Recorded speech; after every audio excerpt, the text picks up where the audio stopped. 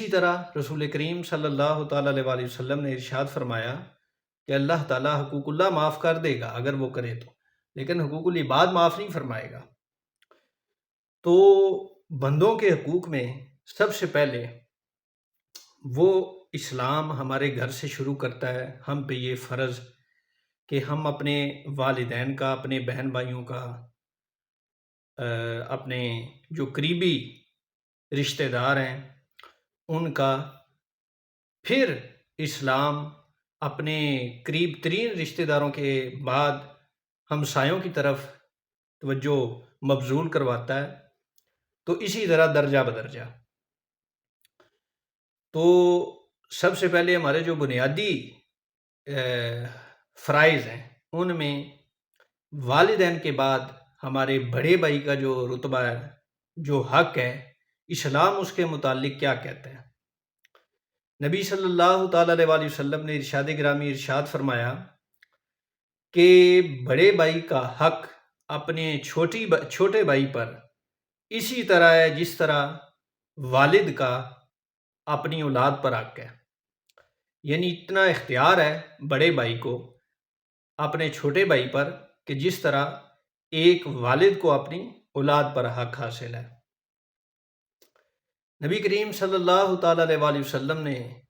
پھر فرمایا، ارشاد فرمایا کہ وہ ہم میں سے نہیں جو اپنے چھوٹوں پر شفقت نہ کرے اور اپنے بڑوں کا ادب نہ کرے، احترام نہ کرے۔ تو ہمارے لیے یہ ایک لمحہ فکریہ ہے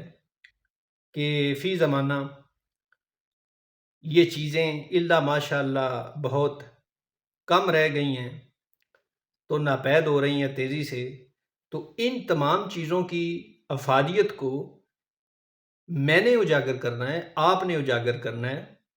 اور ہم سب نے مل کر اسلام جو ہمیں رواداری، مساوات، اخوت، بھائی چارہ اس کا درس دیتا ہے، تو ہم نے بھی تمام نے مل کر ان تمام چیزوں کو پہ عمل کرنا ہے اور اس پہ پہرا دینا ہے۔ دور حاضر میں افراتفری کے اس عالم میں ہماری یہ جو توجہ ہے وہ تمام کی تمام پیسہ اکٹھا کرنے میں اور مختلف قسم کے مفادات میں لپٹے ہوئے تعلقات بنانے میں، جبکہ اپنے گھر میں عالم یہ ہو رہا ہے کہ اپنے سگے بھائی کی خبر نہیں ہے، ہم اپنے سگے بھائی کی خبر نہیں لیتے۔ تو ہمیں اس طرف یہ توجہ دینی چاہیے کہ یہ اللہ اور اس کے رسول صلی اللہ تعالیٰ علیہ وسلم کو بھی پسندیدہ ہے یہ عمل، اور دنیاوی اعتبار سے بھی، دنیاوی لحاظ سے بھی، معاشرتی لحاظ سے بھی آپس کی جو باہم میل جول ہے رشتہ داروں کا، بھائیوں کا،